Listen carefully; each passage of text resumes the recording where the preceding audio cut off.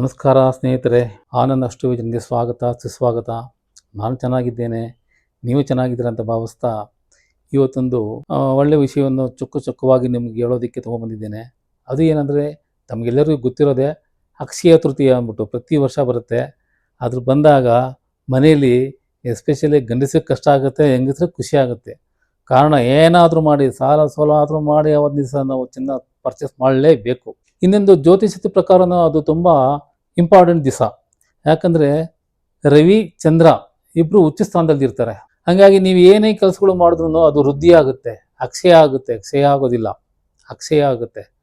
ನೀವು ಏನೇ ಶುಭ ಕಾರ್ಯಗಳು ಮಾಡಿದ್ರೂ ಅದರ ಫಲಗಳು ತುಂಬ ವೆರಿ ಲಾಂಗ್ ರನ್ನು, ತುಂಬ ದಿವಸಗಳವರೆಗೂ ಅದರ ಫಲ ಇದ್ದೇ ಇರುತ್ತೆ. ಎರಡನೇದಾಗಿ ಅವತ್ತಿನ ದಿವಸ ಬಂಗಾರದ ಖರೀದಿ ಮಾಡಿದ್ರೆ ಅದು ಮನೆಯಲ್ಲಿ ಅಕ್ಷಯ ಆಗುತ್ತೆ ಅಂತ ಹೇಳ್ತಾರೆ.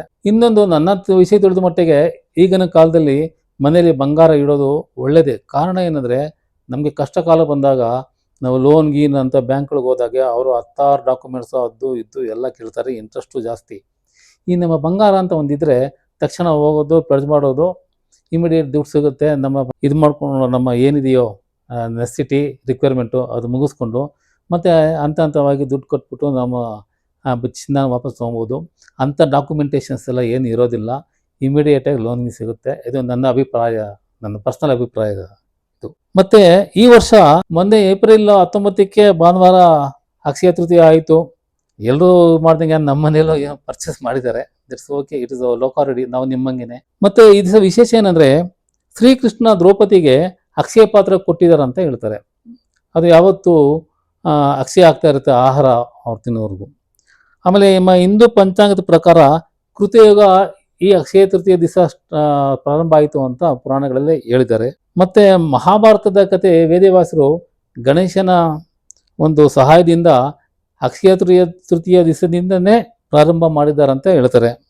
ಮತ್ತು ಇದು ಪರಶುರಾಮರ ಜನ್ಮದಿನ, ಬಲರಾಮರ ಜಯಂತಿ ಅಂತ ಆಚರಿಸ್ತಾರೆ. ಹಾಗಾಗಿ ಇದಿಷ್ಟು ವಿಷಯ ಸ್ನೇಹಿತರೆ, ಅಕ್ಷಯ ತೃತೀಯ ಇದು. ಅದು ಬಿಟ್ಟು ಇನ್ನೊಂದು ನಮ್ಮ ಸನಾತನ ಧರ್ಮದಲ್ಲಿ ಕೆಲವು ನಂಬಿಕೆಗಳ ಮುಖಾಂತರ ಎಷ್ಟೋ ಜನಕ್ಕೆ ತುಂಬ ಸಹಾಯ ಆಗುತ್ತೆ. ಎಸ್ಪೆಷಲಿ ಈಗ ನಾವು ಚಿನ್ನ ತೊಗೊಳ್ಳೇಬೇಕು ಅಂತ ಹೇಳಿದಾಗ ಅಟ್ಲೀಸ್ಟ್ ನಮ್ಮ ನಂಬಿಕೆಗೋಸ್ಕರ ಆದರೂ ಚಿನ್ನ ತೊಗೊತೀವಿ.